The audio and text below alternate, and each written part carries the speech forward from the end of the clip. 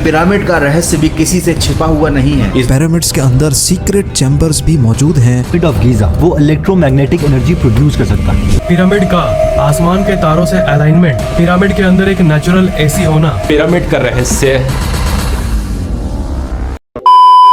दुनिया में कई ऐसी जगह हैं जो अपने आप में कई रहस्य समेटे हुए हैं। उन्हीं जगहों में से एक है मिस्र और वहाँ की पिरामिड। मिस्र की सबसे रहस्यमयी आर्ट वर्क है वहाँ की pyramid, the great pyramid of Giza, जो दुनिया के 7 अजूबों में से एक माना जाता है। यहाँ के पिरामिडों का इतिहास 400 साल पुराना बताया जाता है, लेकिन आज भी इन पिरामिडों से जुड़े कई ऐसे रहस्य हैं जिनके बारे में सही जानकारी किसी को भी नहीं पता है। The great pyramid of Giza सबसे पुराना रहस्यमयी पिरामिड माना जाता है। वैसे तो जहाँ तहाँ हजारों पिरामिड देखने को मिलते हैं, परंतु मिस्र में गीजा नाम का एक स्थान है जहाँ पर 3 पिरामिड दिखाई पड़ते हैं, मानो कि कोई ऊंचा पर्वत देख रहे हों। मिस्र का सबसे बिगेस्ट पिरामिड है the great pyramid of Giza, जिसे खूफू पिरामिड के नाम से भी जाना जाता है। लोगों का मानना है कि इसे किंग खूफू ने बनवाया था। किंग खूफू ने 23 साल मिस्र में राज किया और कुछ लोगों का मानना है कि इन्होंने 45 साल और कुछ लोगों का मानना है कि 63 साल तक मिस्र में राज किया। खूफू पिरामिड के बॉटम की लंबाई औसत 755.75 फीट है और इसकी मूल ऊंचाई 481.4 फीट है, जिससे यह दुनिया के सबसे बड़े पिरामिडों में एक माना जाता है। और खूफू पिरामिड के बगल पर 3 और अन्य पिरामिड बनाए गए हैं जो कि खूफू की रानियों के लिए बनाया गया है।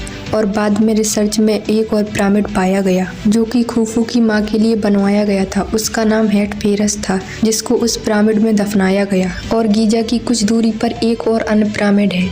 ऐसा माना जाता है कि यह पिरामिड खूफू के बेटे खाफरे के लिए बनवाया गया था। यह पिरामिड 2558 से 2532 BC पूर्व का माना जाता है।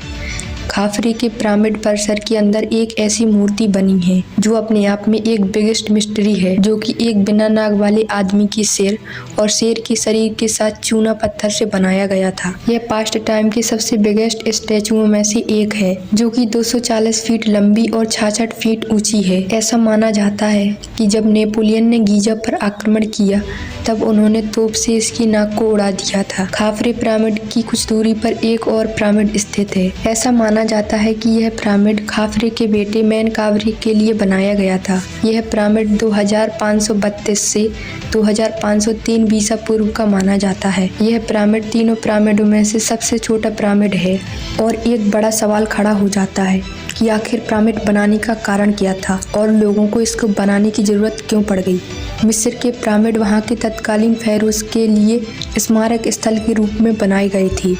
जिन लोगों को पता न हो फेरो किसे कहते हैं उनको हम बता दें। फेरोज मिस्र के राजाओं को कहा जाता था। मिस्र के पिरामिड राजाओं को दफन करने के लिए बनाए गए थे, जिनसे उनकी बॉडी को सेव किया जा सके। बॉडी को सेफ रखने के लिए मम्मीफाई किया जाता था। इन्हें मम्मी कहा जाता था। वहाँ के लोगों का मानना है कि इंसान की डेथ के बाद भी उसकी सोल इमॉर्टल है, यानी अजर अमर। इसीलिए उनके शवों के साथ खाने पीने का सामान, गहने, बर्तन, हथियार और जानवर एवं कभी कभी तो सर्वेंटों को भी दफन किया जाता था। उन लोगों का मानना है कि मरने के बाद वो लोग आकर के इन सभी चीज़ों का उपयोग करते थे। और मिस्र के लोग सोचते थे कि अगर सारे सामान रखे जाएंगे तो हमारे किंग को कोई प्रॉब्लम नहीं आएगी। परंतु कुछ ऐसी थ्योरीज हैं जो कि इन सब बातों को झुठला देती हैं और कुछ अलग ही बयां करती हैं। कुछ थ्योरीज कहती हैं कि ये पिरामिड मम्मी को रखने के लिए नहीं बनाए गए थे, बल्कि इसके पीछे की वजह और कुछ थी। तो आइए जानते हैं उस वजह के बारे में। इंजीनियर जॉन कैडमैन ने एक मॉडल तैयार किया जो यह दर्शाता है कि पिरामिड इलेक्ट्रिसिटी प्रोड्यूस कर सकते हैं। The great pyramid of Giza को सिर्फ मम्मी रखने के लिए नहीं बनाया गया था, बल्कि इसके पीछे की सच्चाई तो कुछ और ही है। मिस्र में कुल 118 पिरामिड हैं। इनमें सबसे बड़ा है the great pyramid of Giza. वहाँ के लोगों का मानना है कि पिरामिड खूफू रोलर के लिए बनाया गया था। अगर मिस्र के लोगों की बात मानी तो खूफू किंग की मम्मी होनी चाहिए।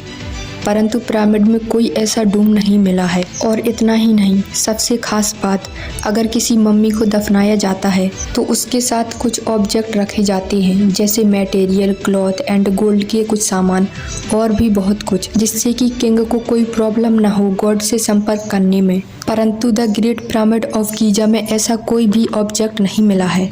और साथ ही जब रिसर्चर ने the great pyramid of Giza पर रिसर्च किया तो रिसर्च में पता चला कि the great pyramid of Giza को बनाने में लगभग 20,000 लोगों ने काम किया था, और वो भी 20 साल तक। तब जाके पिरामिड बन पाया होगा। और पिरामिड में लगे हर पत्थर को इतनी स्किल तरीके से काटा गया है कि इन पत्थरों का शेप एकदम एक सा है। और इतना ही नहीं, हर पत्थर का वजन 5 टन है।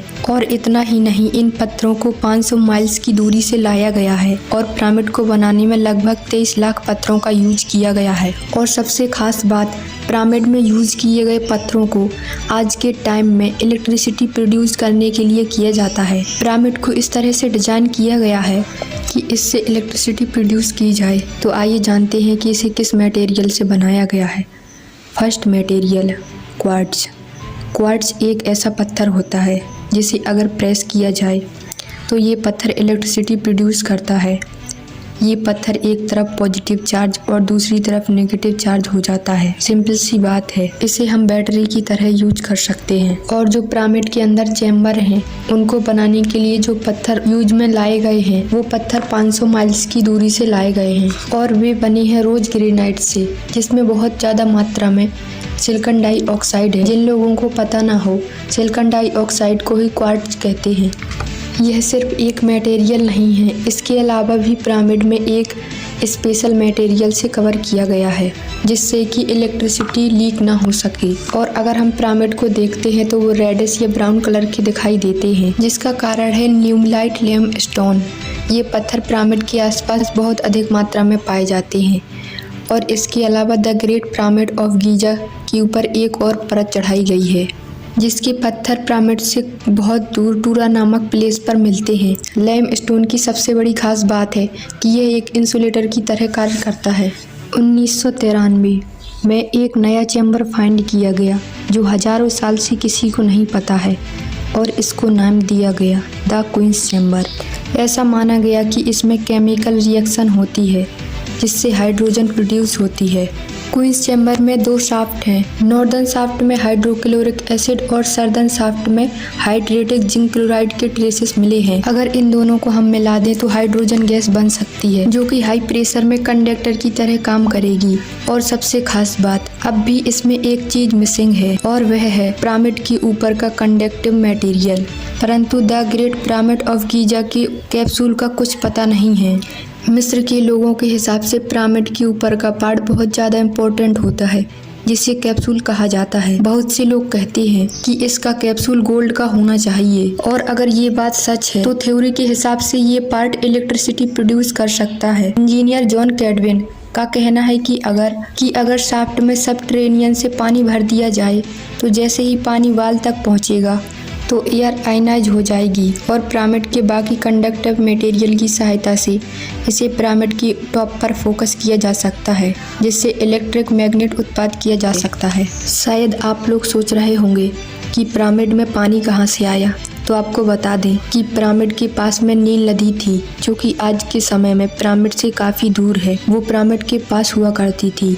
और फिर सवाल खड़ा हो जाता है कि अगर पिरामिड्स इलेक्ट्रिसिटी प्रोड्यूस करने के लिए बनाए गए थे तो इसका यूज कैसे करते थे। तो इसके पीछे की थ्योरी कहती थी कि निकोला टेस्ला की तरह वायरलेस इलेक्ट्रिसिटी प्रोड्यूस करते थे। 2 सितंबर 1897 में निकोला टेस्ला ने अपना मॉडल तैयार किया, जिसमें निकोला टेस्ला ने लिखा कि 30,000 फीट पर जो हवा है वो इलेक्ट्रिसिटी प्रोड्यूस कर सकती है। और दूसरी जगह निकोला टेस्ला ने ये सिर्फ पेपर पर ही नहीं लिखा बल्कि प्रूव भी करके दिखाया। इसके लिए निकोला टेस्ला ने JP मॉर्गन से फंड लिया, और जब उन्हें फंड मिल गया तो उन्होंने सोचा कि क्यों ना सीधे लोगों को वायरलेस इलेक्ट्रिसिटी बड़े लेवल पर बनाकर दी जाए। अब उन्होंने इन पैसों का यूज एक बड़े टावर बनाने में किया। उन्होंने JP मॉर्गन को दिखाया कि वे बिना वायर के बल्ब जला सकते हैं। जब इस बात का पता JP मॉर्गन को चला तो वह बहुत नाराज हो गए। इस बात का सीधा सा कारण था कि जेपी मॉर्गन बहुत से बिजनेस में इन्वॉल्व थे। अगर वायरलेस इलेक्ट्रिसिटी लोगों तक पहुंच जाती तो जेपी मॉर्गन के बिजनेस रबर, कॉपर और वायर बनाने के थे जो कि बंद हो जाते। इसीलिए मॉर्गन ने टेस्ला को फंड देना बंद कर दिया। और इतना ही नहीं, मॉर्गन ने सभी इन्वेस्टरों को भी मना कर दिया कि अब निकोला टेस्ला को कोई भी फंड नहीं देगा। इसके बावजूद भी टेस्ला ने कुछ समय तक काम को जारी रखा, परंतु निकोला टेस्ला कर्ज में इतने डूब चुके थे कि उन्हें इस प्रोजेक्ट को बंद करना पड़ा। इसीलिए 1917 में वार्डन लिफ्ट टावर को नष्ट कर दिया गया। निकोला टेस्ला की मौत 84 वर्ष की एज में हो गई थी। निकोला टेस्ला की मौत के बाद भी आज भी लोग वार्डन लिफ्ट टावर और the great pyramid of Giza को जोड़कर देखते हैं। निकोला टेस्ला ने वार्डन लिफ्ट टावर को 57 मीटर लंबा बनाया था और मेटल का एक डूम लगाया था जो कि 20 मीटर लंबा था। और निकोला टेस्ला ने इस टावर के नीचे 36 मीटर खुदाई की थी और इसमें 6 आयरन की पाइप लगवाई थी। और अगर वार्डन लिफ्ट टावर और ग्रेट पिरामिड ऑफ गीजा के मॉडल को कंपेयर किया जाए तो दोनों का काम सेम ही लगता है, जिससे लगता है कि थ्योरीज एकदम सच हैं। और कई लोगों का मानना है कि ये टेक्नोलॉजी ह्यूमंस को बहुत पहले से पता थी। 1934 इराक में 3 चीज़ें मिली, एक सिरेमिक पॉट और एक आयरन की रॉड और एक कॉपर ट्यूब। और अगर इन तीनों को कंबाइन कर दिया जाए और एक लिक्विड डाल दिया जाए तो वो आज के समय की बैटरी की तरह काम करेगी। और जब इस बात पर रिसर्च किया गया तो यह पता चला कि यह 2000 साल पुराना है। पिरामिड्स के बारे में बहुत सी थ्योरीज हैं। आप लोगों को क्या लगता है कि कौन सी थ्योरी सही है? आप लोग कमेंट सेक्शन में बता सकते हैं। और अगर आपने भी कोई थ्योरी सुन रखी है तो प्लीज़ कमेंट सेक्शन में बताएं। वीडियो पसंद आया है तो वीडियो को लाइक करें और चैनल को सब्सक्राइब कर लें।